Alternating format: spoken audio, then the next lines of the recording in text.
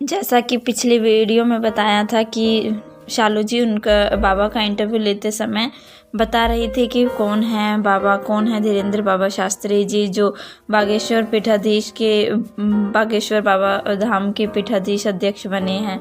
तो आज हम आपको बताना चाहेंगे कि कौन सा था वो मुद्दा जब रातों रात बाबा वायरल हो गए।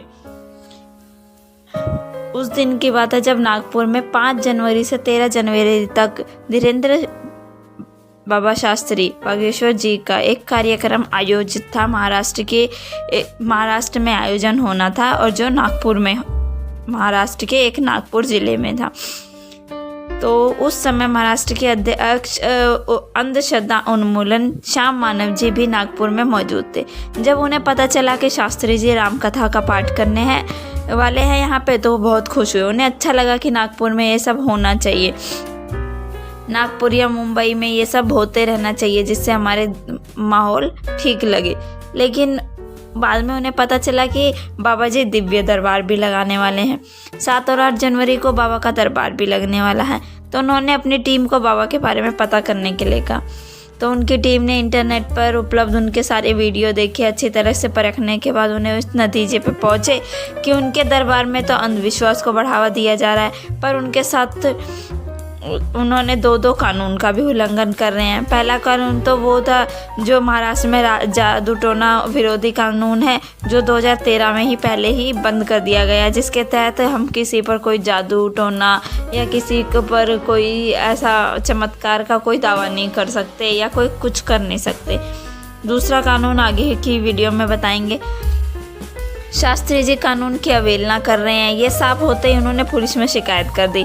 पुलिस इस पर कार्रवाई कर ही रही थी कि 10 जनवरी को पता चला कि शास्त्री जी अपने तय समय से पहले नागपुर से जा रहे हैं। उन्होंने पुलिस को मानव श्याम जी ने पुलिस को जल्दी से एक्शन लेने के लिए कहा, लेकिन पुलिस ने जल्दी से कोई एक्शन नहीं लिया। तो इस कारण उन्होंने एक प्रेस कॉन्फ्रेंस रखी और उन्होंने अपने सारे चमत्कार के दावे सुने और उन्हें समझने की कोशिश की और कहा, बाबा शास्त्री को कहा कि हम आपके सामने 10 लोगों को रखेंगे और आप हमें उनके बारे में बताएंगे। आपका दावा है कि आप भक्तों को बताते हैं कि कौन सी चीज़ कहाँ रखी है, जिस विद्या को दिव्य शक्ति कहते हैं। आप ये दिव्य शक्ति सिद्ध कीजिए। यहाँ जहाँ ये चैलेंज कंडक्ट होगा, नागपुर के सभी संत पत्रकार सम्मिलित होंगे। अगर आप 90% भी सही हुए तो संगठन की तरफ से आपको 30 लाख का इनाम मिलेगा। अगर आपको 30 लाख का इनाम नहीं चाहिए तो हमें गलत साबित करके दिखाइए। पर शास्त्री जी ने उनकी चुनौती को नहीं सुना और वे वहाँ से चले गए। श्याम मानव जी ने कहा कि अरे उनकी तो पोल खुल गई, इसलिए वो यहाँ से भाग गए, डर कर भाग गए। शास्त्री जी ने जब ऐसा सुना तो उन्हें भगोड़ा कहा गया है। जब उन्हें सुना कि उन्हें भगोड़ा कहा जा रहा है तो वो बोले, अब हम निकल के आ गए हैं तो बोल रहे हैं हाथी चले बाजार, कुत्ते भौंके हजार। हम आपकी उनकी चुनौती स्वीकार करते हैं, पर उन्होंने ना कोई अपना व्यक्ति भेजा है, ना कोई लीगल टीम भेजी है, ना चिट्ठी भेजी है। अब ये झूठ मूठ की बात है। उन्हें हमसे दिक्कत है तो अब जिसे जहाँ जो दिक्कत है वो यहाँ आ जाए। हम रायपुर में हैं, रायपुर छत्तीसगढ़ हमारा क्षेत्र नहीं है जो हम उन्हें घर में दुबक्कर ललकार रहे हैं। ना उनके बाप का है ना हमारे बाप का है। कुआं प्यासे के पास जाता है, ना कि कुआं प्यासे के पास नहीं जाता। ना कि जो भी एक कहावत है कि कुआं प्यासे के पास नहीं जाता। आ जाओ, दरबार खुला है, जिसको भी यहाँ आना है, बाबा जी ने ये कहा। आइए हम उनके सारे सवालों के जवाब मांगते हैं। अब शालू जी उनसे आगे के सवाल करेंगे। शालू जी उनसे आगे पूछती हैं, आपने श्याम बाबा मानव जी के चुनौती के जो थी उसको चुनौती को माने बिना ही समय से पहले नागपुर से क्यों लौटाए? पहली बात तो ये बाबा जी कहते हैं कि हम वहाँ से भागकर नहीं आए हैं, हम उसी समय पर लौटे हैं जब हमें लौटना चाहिए था। दूसरी बात, हम तमाशा दिखाने वाले बंदर नहीं है जो हम किसी की बात पर बुलाने पर नाच दिखाने। हम तो सालों से ये बोल रहे हैं, हम कोई गुरुजी नहीं है, चमत्कारी नहीं है, हम सिर्फ बागेश्वर बाबा के एक सेवक हैं। हमें कोई चुनौती दे रहा है या तो खुद को यहाँ आके हमारे काम को देख सकता है, या हम अपनी जगह छोड़कर कहीं नहीं जाएंगे। तो बाबा जी का जवाब आया। फिर शालू जी ने इसी बात पे आगे पूछा। वे तो कह रहे हैं कि आप नागपुर पत्रिका में जो आपकी छपाई थी कि 5 से 13 जनवरी तक रहेंगे, नागपुर में रामकथा का पाठ करेंगे, तो फिर आप 10 जनवरी को ही आ गए। तो बाबा जी इससे पहले कहते हैं कि हमारे इससे पहले, उनके कहने से पहले ही हमारे कार्यक्रम में फेरबदल हो चुका था। 2-2 दिन हमारे कार्यक्रम से पहले ही कम कर दिए गए थे। अगला सवाल शालू जी उनसे पूछती है, लेकिन आपको उनकी चुनौती नागपुर में ही क्यों नहीं स्वीकार हुई? आपको इसमें वहाँ स्वीकार करने में क्या समस्या थी? तो बाबा जी जवाब देते हैं, कोई समस्या नहीं थी। जब चुनौती स्वीकार ही करनी है तो वहाँ थोड़े से लोगों के सामने क्यों, नागपुर में क्यों? यहाँ रायपुर के भी लोग होंगे, नागपुर के लोगों को भी चैलेंज करें। सबके सामने हमने अपनी विद्या का प्रदर्शन कर रहे हैं। हमने अपनी विद्या का प्रदर्शन किया। 30-40 पत्रकार भी मौजूद थे। उनसे हमने कहा पंडाल में कहीं से भी 2 लोग लिया, हमने जो पर्चे बनाकर लिख दिए हैं उन्हीं 2 लोगों के वो पर्चे मिलेंगे। बाद में उन्होंने बुलाया और सच में वो दोनों पर्चे उन्हीं दोनों के निकले। बताइए। अगला सवाल शालू जी फिर पूछती हैं, इस पर आपके विरोधियों का कहना है कि आप व्यक्ति के बारे में बताते हैं, रॉकेट्स, ये जो कोई बताना रॉकेट साइंस तो नहीं है। किसी भी की भी एक तस्वीर सोशल मीडिया पर डाल दो, आप उसके बारे में बहुत कुछ जान सकते हो। तब बाबा जी कहते हैं, हम तो रायपुर में ऑन द स्पॉट लोगों को बुला रहे थे। 4 लाख लोगों को डाटा जोड़ना संभव है क्या? हमारा नाम लेकर लाइमलाइट लेना चाहते हैं क्या वो लोग? तो अगला सवाल श्याम मानव जी के बारे में पूछती हैं शालू जी। श्याम मानव जी का कहना है आप अपने दरबार में भूत प्रेत बाधा खत्म करते हैं, किसी व्यक्ति में जादू टोना किया उसके नाम भी बता देते हैं। तो बाबा जी जवाब देते हैं, हाँ तो हम सबको मार मार कर भगा भी देते हैं, पर इससे उन सबको क्या आपत्ति है? कोई इसी बात पे मंदिर में मस्जिद में चादर चढ़ाए, चर्च में मोमबत्ती जलाए, तब तो कोई सवाल नहीं करता, कोई बवाल नहीं मचता। लेकिन हमने हनुमान जी का थोड़ा सा नाम लेके ये कार्य कर दिया तो बवाल ही खड़ा हो गया। देखो बहन, हम कोई चमत्कारी नहीं है और ना हम कोई चमत्कार करने का दावा करते हैं। हम हनुमान जी के उपासक हैं, उनकी कृपा से हमें जो आभास होता है हम वही कहते हैं। तो क्या शालू बहन आप हनुमान चालीसा पढ़ा है आपने? शालू जी ने कहा, बिल्कुल जी, बहुत बार पढ़ा है।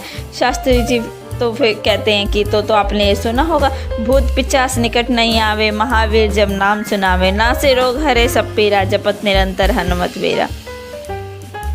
जब हनुमान चालीसा में ही यही लिखा है कि हनुमान जी के नाम से तो भूत प्रेत भी भाग जाते हैं, तो हम उनके नाम से ये कार्य संभव क्यों नहीं कर सकते? अगर किसी को हनुमान चालीसा पर संदेह है तो वो राम जी को नहीं मानता, और जो राम जी को नहीं मानता वो सनातन को नहीं मानता, और जो सनातन को नहीं मानता उससे हमें कोई बात ही नहीं करनी है। सनातन विरोधी हमारा दुश्मन है।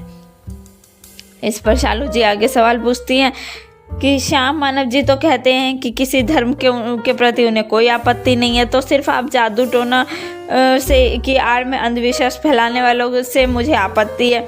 उनकी समिति ने बहुत से बाबाओं साधुओं के पाखंड का पर्दाफाश किया है, लेकिन लोगों को बहकाकर लोग यहाँ पे बहुत पैसा ऐंठते हैं और कई लोगों पे तो मर्डर केस भी हैं। तो बाबा जी जवाब देते हैं, हम भी हर अंधविश्वास के खिलाफ है। हम उनकी इस विचारधारा से सहमत है। उनकी असलियत सामने आनी ही चाहिए, पक्का आनी ही चाहिए। और हम अपने बारे में बताएं, हम किसी से कोई पैसा नहीं लेते, न किसी को हाथ लगाते हैं, न किसी को छूते हैं। तो जिसकी जो श्रद्धा वो हमें दे जाता है, क्योंकि हमारे जो धर्म में है, हमारे वर्ण में है, जजमान से दक्षिणा लेने का प्रावधान है। तो आगे शालू जी उनसे सवाल पूछती हैं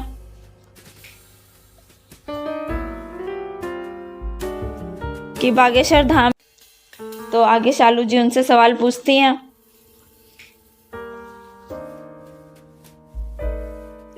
कि बागेश्वर धाम में, लेकिन आपके बागेश्वर धाम में 2 मामले हम सुन चुके हैं। एक कि जो एक छोटी सी बच्ची की मृत्यु हुई है जो आपके भभूति खाने के बाद हुई है। दूसरी तरफ एक आदमी आपसे मिलने आया, उसके बाद वो रहस्यमय तरीके से गायब हो गया। तो बाबा जी कहते हैं घटनाएं तो कहीं भी हो सकती है। और शालू बहन ये याद रखिएगा, नागपुर में होने वाले कार्यक्रम में हमारी वीडियोग्राफी की पुलिस ने चेक की थी, वहाँ पे उन्होंने कुछ अंधविश्वास फैलाने योग्य लगाने, तो उनकी वीडियोग्राफी की जांच खुद नागपुर पुलिस ने करवाई थी, इसलिए हम पे कोई केस वेस कुछ बना नहीं है। तब अगला शालू जी पूछती हैं क्वेश्चन, श्याम मानव जी का कहना है कि आज के समय पे किसी के पास कोई दिव्य शक्ति नहीं है, अगर होती तो इस अपराध में उनके वो पहले से ही कोई भी अपराध होने भी नहीं देते, जो अपराध होते हैं उससे पहले ही रोक दिया जाता। तो बाबा जी जवाब देते हैं, जो जैसा सोचता है उसको वैसा ही दिखता है, अगर किसी को कुछ दिखाई नहीं दे रहा तो इसका मतलब ये तो नहीं कि वहाँ कुछ नहीं है, आस्था ही की बातें हैं ये सब, जिसकी श्रद्धा है उसके लिए सब कुछ, जो श्रद्धा ना करे उसके लिए कुछ नहीं। तो अगला सवाल पूछते हैं शालू जी, श्याम मानव जी कहते हैं कि अगर आपको इतनी ही विद्या आती है तो आपको चीन जैसे खतरे से देश को बचाना चाहिए, आपको मिलिट्री के साथ काम करना चाहिए, उसके साथ सर्विस देना चाहिए जिससे हमारे देश को कोई खतरा ना हो। तो बाबा जी कहते हैं, हमसे तो जो हनुमान जी करवाते हैं हम वही करते हैं, हम अपनी मर्जी से कुछ नहीं करते। हमें शायद भगवान जी ने इसी कार्य के लिए बनाया हो कि हम लोगों के दुख दर्द पीड़ा ये छोटी चीज़ें दूर कर दे, तो भगवान अगर हमें आगे उसका लायक बनाएंगे तो हम उस लायक भी जाएंगे। इसी तरह बहुत सारे सवालों के जवाब बाबा जी ने दिए। अब हम उनके व्यक्तिगत सवालों के बारे में उनसे पूछेंगे, जैसे कुछ रामचरितमानस पर जो विवाद हुआ, जोशीमठ का मामला। अगली वीडियो में हम उनसे आगे के यही सवाल करेंगे। धन्यवाद।